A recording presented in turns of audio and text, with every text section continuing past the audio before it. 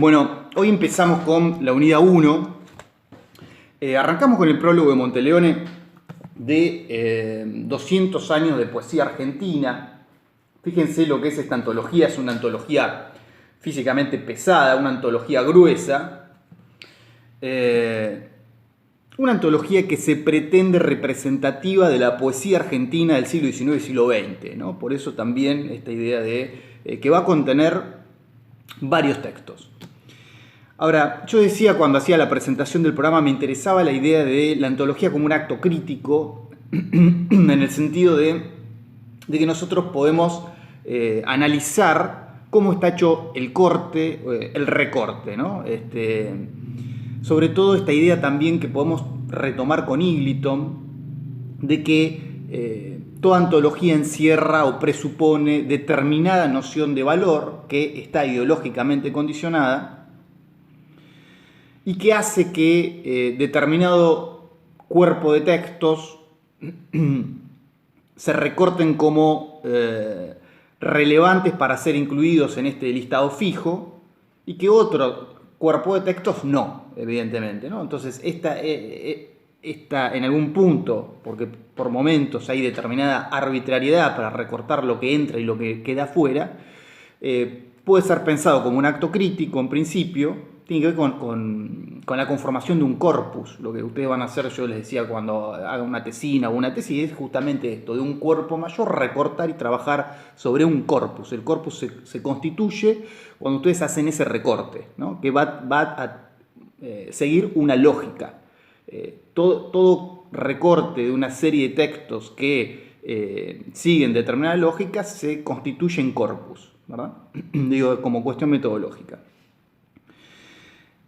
Ahí Monteleone dice que él va a trabajar con el canon de mármol y el canon de agua, ¿no? Es decir, el primero es el estático, el establecido por la institución, y el segundo es un canon dinámico, el que revisa lo instituido.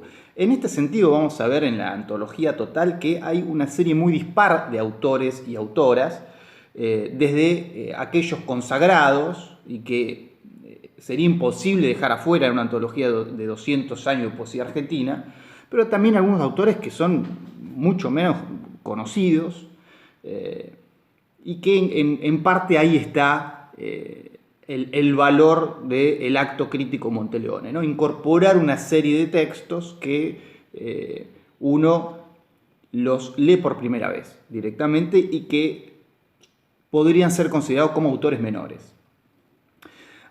Ahora, fíjense ustedes que nosotros en Moodle pusimos una selección mayor al cuerpo de textos obligatorios. Es decir, hicimos ahí como una operación de caja china. Acá está la antología de Monteleone, que es de casi 1000 páginas. Nosotros hicimos un recorte mucho menor con respecto a esto, pero mayor con respecto a los poemas obligatorios. Y luego ahí adentro están los poemas obligatorios, que son mucho más específicos y que también pretenden dar cierto panorama con respecto a esta antología y, por decantación, a la poesía argentina del siglo XIX y siglo XX.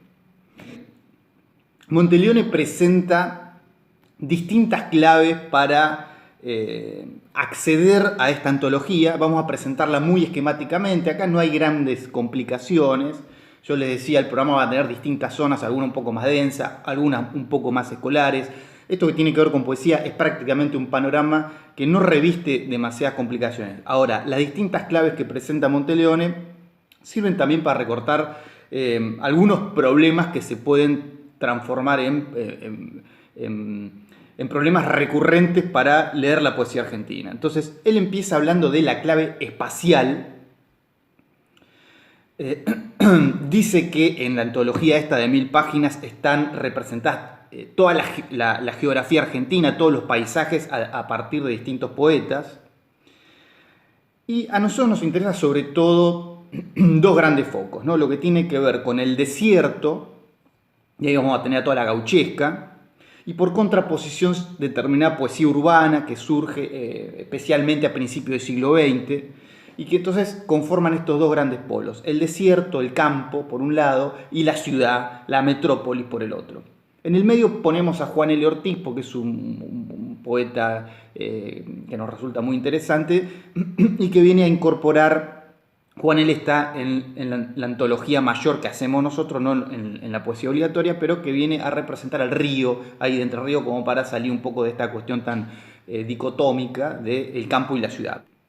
Pero, sobre todo nos interesa esto del campo y la ciudad porque permite trazar cierta cartografía que tiene un peso político, Vamos a ver ahí en el recorrido de la gauchesca activarse constantemente estas categorías sarmientinas de civilización y barbarie que signan en algún sentido la composición poética argentina y en algún sentido el debate político nacional. Con respecto a esto, la segunda clave que presenta Monteleone es la de política e historia, ¿no? Dice en la página 17, dice: en buena parte de la poesía del siglo XIX la impronta política es dominante. La poesía de Mármol habla de los proscriptos y la evocación de Mayo sirve como ideal patriótico en su invectiva contra Rosas, pero la poesía también contribuye a construir el Estado. Entonces, en este sentido, y un poco con respecto a lo que yo venía diciendo recién, la política es un gran problema para leer la poesía argentina y sobre todo dice Monteleone el siglo XIX, que ciertamente es un momento importante porque se está construyendo la nación y también se está construyendo una literatura nacional. Entonces vamos a ver que las operaciones estéticas tienen un peso político, vamos a ver la importación del romanticismo europeo por parte de Echeverría, ¿verdad? Tiene una carga política, está pensando en un modelo de país, esta idea de estar importando un modelo foráneo, extranjero.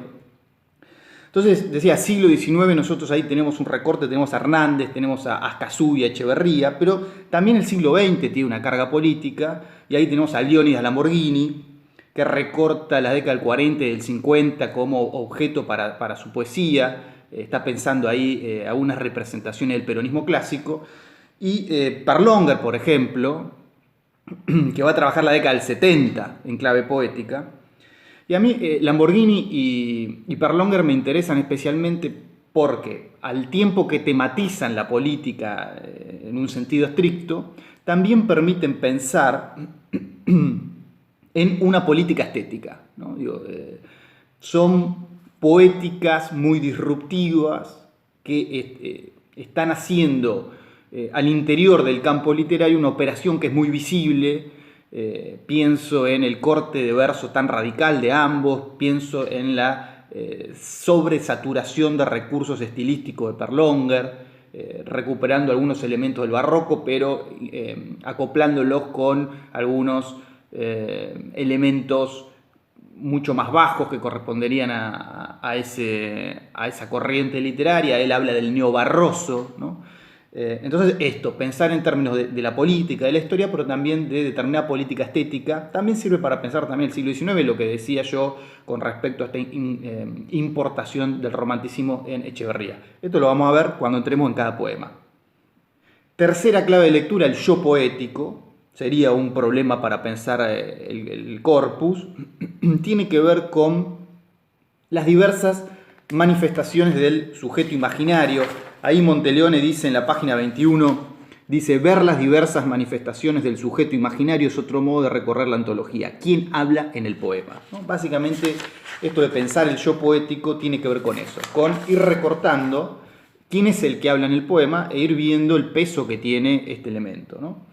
Entonces podríamos ahí yo recortar dos grandes focos de expresión a partir de distintos yoes, ¿no? Del yo lírico de Echeverría, que tiene que ver con esta importación del romanticismo europeo, que es un yo casi abusivo, dice Monteleone,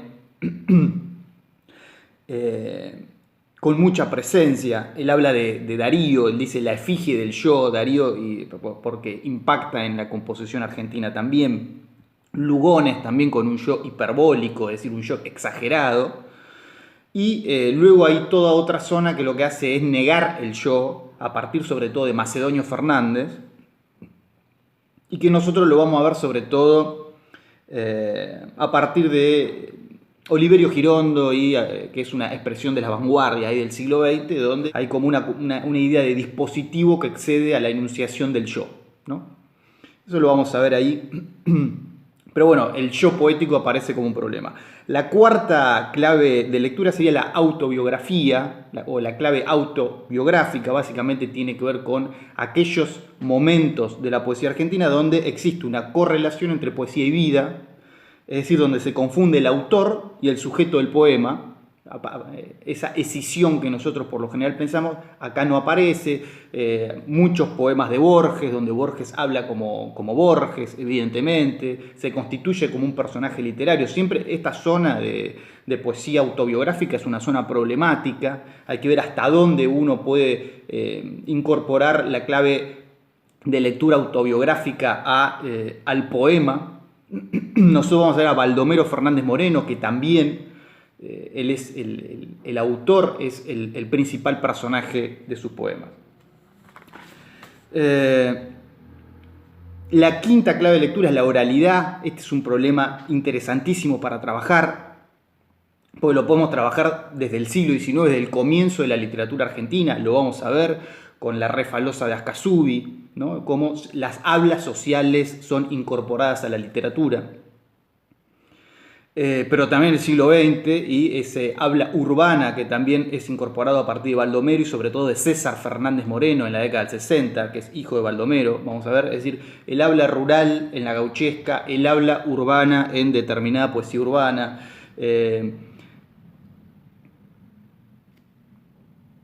Impregnan de oralidad el poema. Y vamos a ver que a partir de ahí podemos recortar otros problemas que están relacionados con las otras claves, ¿no? Como puede ser la política, la historia, etc. Y finalmente la última clave es el motivo del poema.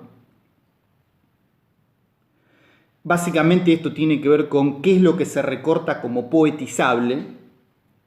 Y es una pregunta interesante para pensar la selección que hicimos nosotros, para pensar la antología propia de Monteleone y para pensar el programa también, que es un poco lo que yo venía hablando en los videos anteriores, ¿no? Esta idea de que hay una literatura que trabaja a partir de determinados temas en un momento histórico y que luego eso va derivando en otra cosa. Entonces hay otros momentos históricos donde el poema se permite, o la literatura se permite, trabajar con algunos temas que en principio no estaban asociados con el trabajo literario, ¿no? Es decir, nosotros después lo vamos a ver en la unidad 4, la ruptura del esquema aristotélico de que existirían temas altos y temas bajos, y que a estos temas le corresponderían formas, ¿no? Formas elevadas o formas bajas, como la tragedia, el drama, la comedia, que es algo, esta conmoción del esquema aristotélico lo hace el realismo. Esto escúchenlo y olvídenselo, lo vamos a ver en la unidad 4, lo vamos a explicar mejor y sobre todo puntuando a partir de los textos. Pero sí que hay temas y temas, ¿no? Hay temas y temas, y eso es un punto para pensar. Entonces, yo les decía, y a mí me parece muy ejemplificador de esto, el poema de Baldomero Fernández Moreno, principio del 20, versos a un montoncito de basura. Entonces, de repente el poeta está revolviéndole la basura a los vecinos, y eso es un poema. En otro momento histórico, y hasta incluso en ese momento, ¿no? Digo que si Baldomero no por nada es un poeta pesado de la literatura argentina, es una operación ya de recorte interesante e importante, ¿no? Baldomero es, según Borges, el primero que miró alrededor, ¿no? Es decir, el tema para trabajar la poesía no está en las altas cumbres glaciales del romanticismo del poeta romántico, sino está a la vuelta de tu casa, acá, en la puerta al lado, y no solo en la puerta al lado. Cuando el vecino fue y tiró la basura en la parte más baja de la puerta al lado, ahí está el poema. El poema está inmediatamente alrededor. Fue el primero que hace eso en la Argentina. Entonces Baldomero es un poeta importante y todo esto tiene que ver con el motivo del poema. El motivo del poema es un nodo problemático para pensar la literatura argentina. Bien, entonces podemos resumir las distintas claves que propone Monteleone para entrar a la poesía argentina. Tenemos el espacio, la política y la historia, el yo poético, la autobiografía, la oralidad y el motivo del poema. Última aclaración antes de entrar a los poemas. Monteleone arranca en el 1800 y termina en 1980, ¿no? 80 y largos. Es decir, deja afuera del siglo XX lo que sería la poesía de los 90, ¿no? Que es todo un momento particular de la poesía argentina. Ahí está hecha la operación de Monteleone. Por eso nosotros incorporamos en el programa algunos fragmentos de Punctum de Martín Gambarota como representativo de la poesía de los 90, como para completar esta selección que hace Monteleone. Dicho esto, pasamos al primer poema de la selección, El Martín Fierro.